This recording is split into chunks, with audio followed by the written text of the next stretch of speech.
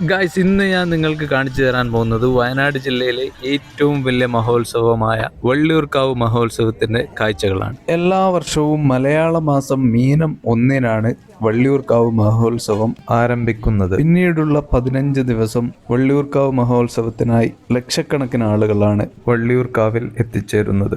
ഏറ്റവും കൂടുതൽ ആളുകൾ എത്തിച്ചേരുന്നത് ഉത്സവത്തിന്റെ അവസാന ദിവസമാണ്. ട്രൈബൽ വിഭാഗക്കാരുടെ ഉത്സവമാണെങ്കിലും ജാതിമത ഭേദമന്യേ എല്ലാ ആളുകളും വള്ളിയൂർക്കാവ് മഹോത്സവത്തിനായി എത്താറുണ്ട്. അയൽ സംസ്ഥാനമായ തമിഴ്നാട്ടിലെ ഗൂഡല്ലൂരിൽ നിന്നും കർണാടകയിലെ കുടകിൽ നിന്നും ധാരാളം ആളുകൾ ഈ ഒരു മഹോത്സവത്തിനായി എത്താറുണ്ട്. അതുപോലെ കേരളത്തിലെ മറ്റു ജില്ലകളിൽ നിന്നുള്ള ഗോത്രവിഭാഗക്കാരും ഈ ഒരു മഹോത്സവത്തിനായി എത്തിച്ചേരും. ഉത്സവം ആരംഭിക്കുന്ന അന്നു മുതൽ ഓരോ ഗോത്രവിഭാഗക്കാരുടെ വകയായി ഇവിടെ ദിവസവും അന്നദാനം നടക്കാറുണ്ട്.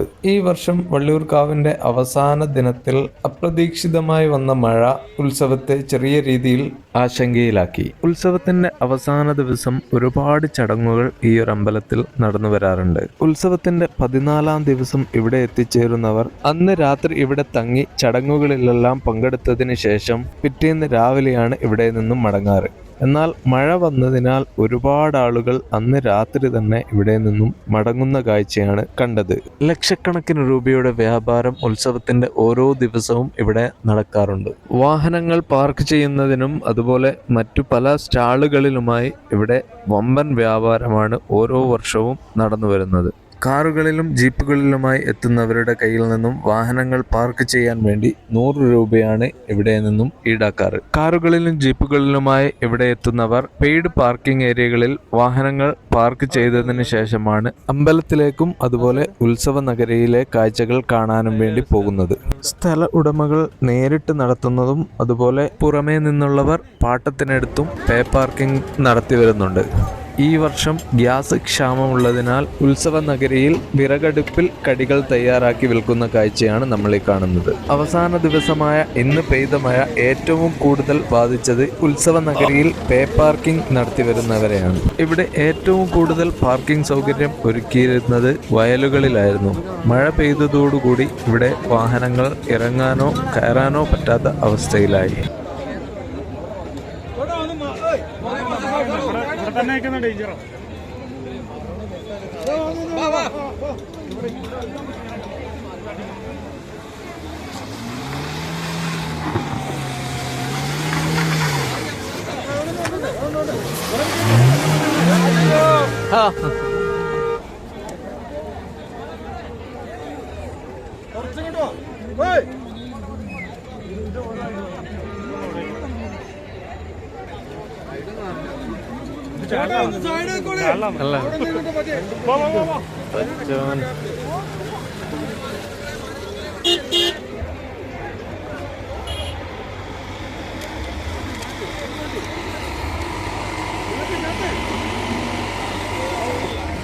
കേരളത്തിലെ എല്ലാ ജില്ലകളിൽ നിന്നും സംഭരണവും ഇന്ത്യയിലെ എല്ലാ സംസ്ഥാനങ്ങളിലും വിതരണ ശൃംഖലയുമുള്ള ഷാനി ട്രേഡേഴ്സിൽ നിക്ഷേപിക്കാൻ ഡിസ്ക്രിപ്ഷനിലെ വാട്സ്ആപ്പ് ഗ്രൂപ്പിൽ ചേരുക.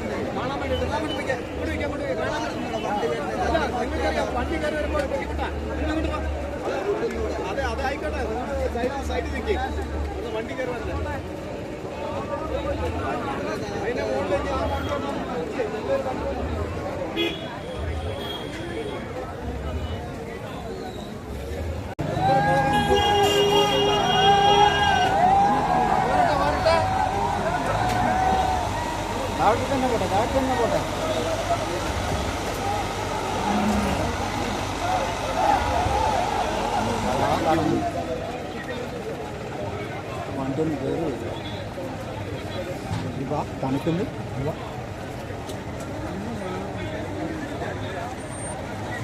ഇനി നമുക്ക് ഉത്സവ നഗരിയിൽ ഒരുക്കിയ വ്യത്യസ്തങ്ങളായ സ്റ്റാളുകളും അതുപോലെ അതിമനോഹരമായ റൈഡുകളിലെയും കാഴ്ചകൾ കാണാം.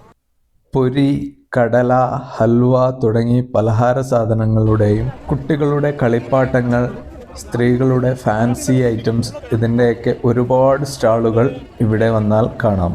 വളരെ വിലക്കുറവിൽ വസ്ത്രങ്ങളും അതുപോലെ വീട്ടുപകരണങ്ങളും ഇവിടെ നിന്നും ലഭിക്കും. ഇത്തരത്തിലുള്ള സാധനങ്ങൾ വാങ്ങാൻ ഒരുപാട് ആളുകൾ ഇവിടെ വരാറുണ്ട്.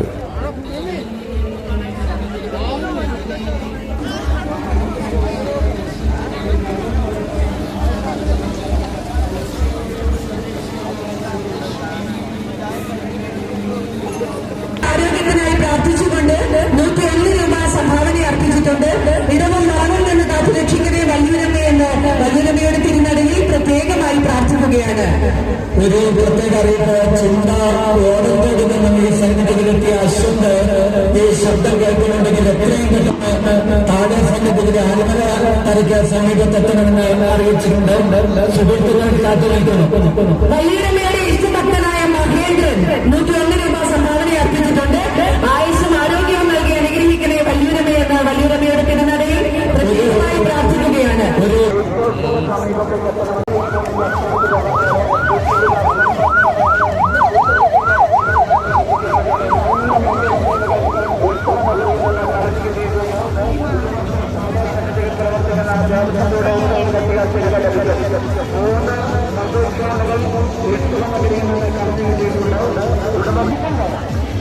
ഉത്സവത്തിന്റെ അവസാന ദിവസം തലപ്പുഴ, വാളാട്, ഒണ്ടയങ്ങാടി അങ്ങനെ സമീപ പ്രദേശത്തുള്ള ഒരുപാട് അമ്പലങ്ങളിൽ നിന്നും എത്തിച്ചേരുന്ന അടിയറ, അതായത് ഘോഷയാത്രയായി അവിടെ നിന്നും എഴുന്നള്ളത്ത് വരുന്നത് കാണാൻ വളരെ മനോഹരമാണ്. ഏറ്റവും മികച്ച രീതിയിൽ എത്തിച്ചേരുന്ന അടിയറയുടെ സംഘാടകർക്ക് ഉത്സവ കമ്മിറ്റിയുടെ വകയായി ക്യാഷ് പ്രൈസ് ലഭിക്കുന്നതാണ്. ഉത്സവ നഗരിയിലെ പ്രധാന ആകർഷണമാണ് യന്ത്ര ഊഞ്ഞാൽ, മരണക്കിണർ തുടങ്ങി വള്ളിയൂർക്കാവിൻ്റെ പ്രധാന ആകർഷണമായ ഈ ഒരു ഗ്രൗണ്ട്.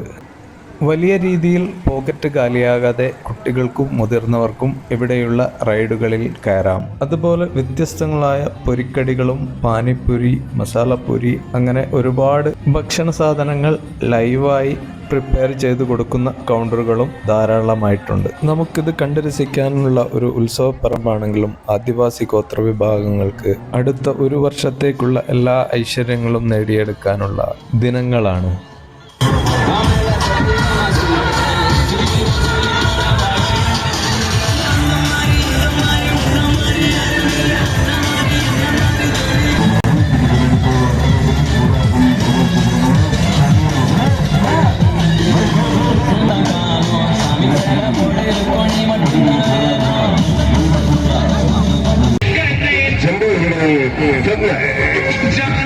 അനുഗ്രഹീതരായ കലാകാരന്മാർക്ക് കൂടെ ഇവിടെ സൗകര്യം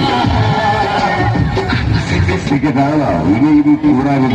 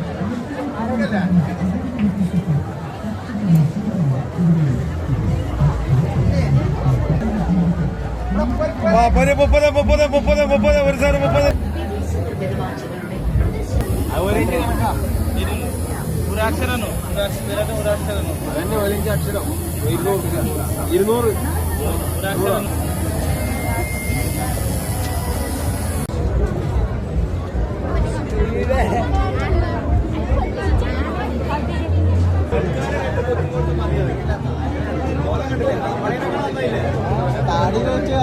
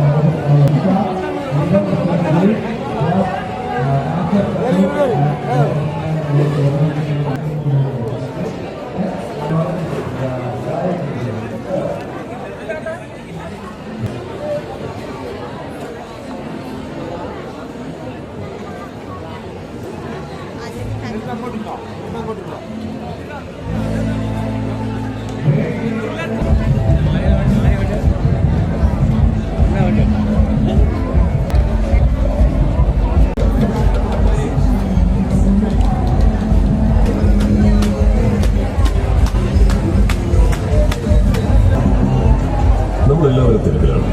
നമ്മുടെ ജോലി തിരക്കാവാം, കുടുംബത്തിലെ വിശേഷമാവാം, കുട്ടികളുടെ കാര്യമാവാം, ജോലിക്കാരുടെ അന്വേഷണമാവാം.